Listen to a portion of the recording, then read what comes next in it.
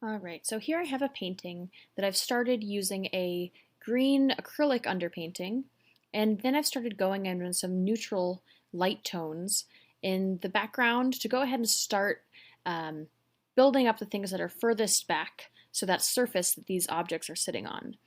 Um, and when I'm doing this, I'm working in pretty thin layers because a lot of this I'm going to go over with thicker tones. So I've mixed some Galkid in with my oils to go ahead and add a pretty thin layer.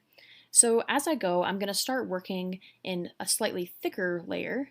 And as I start to add these darker sections and blocking these in, I'm going to start to thicken up my paint just a bit. And when you layer oil paint, it's important to remember that you want to approach it with the concept of fat over lean. In other words, having your thicker paint on top of your thinner paint. So if I go in too quickly with thicker paint, um, it's a lot harder to move things around and be in control of things. And this also allows you to work general to specific a little bit easier. So here I've gone in and started to add some chromatic sort of warm browns to this flower pot that I made. It's this very wonky organic shape. And I'm also slowly building up the thickness of this paint. So as I'm blocking in these more basic details, I'm also starting to consider sort of what sections of my drawing need to have a little work. So along the way in your painting, one reason that you're going to be working general to specific is that along the way, there's a good chance you might realize that something is a bit off, or maybe a bit of your drawing wasn't on point like you wanted it.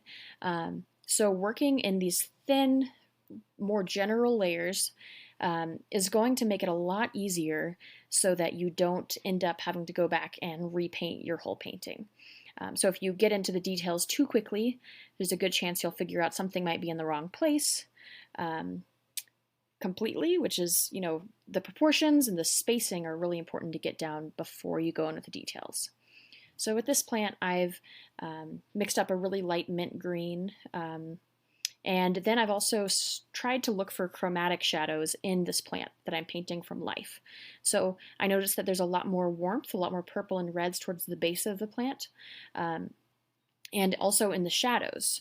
So I'm trying to pull a lot of those cool shadows, warm shadows when I need them, and really just look for the way that light is hitting that object that I'm painting. And one thing that's really important to consider is that in this painting, I am not necessarily just thinking about line. So I had that general line drawing beforehand, but that was kind of just a roadmap for me. Now with the color, what I'm doing is instead of making outlines with different color, I'm actually thinking about how one shape sits in front or behind another shape.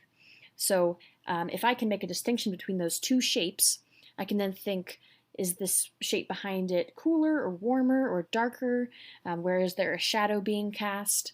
And sometimes light and shadow works differently than you might think.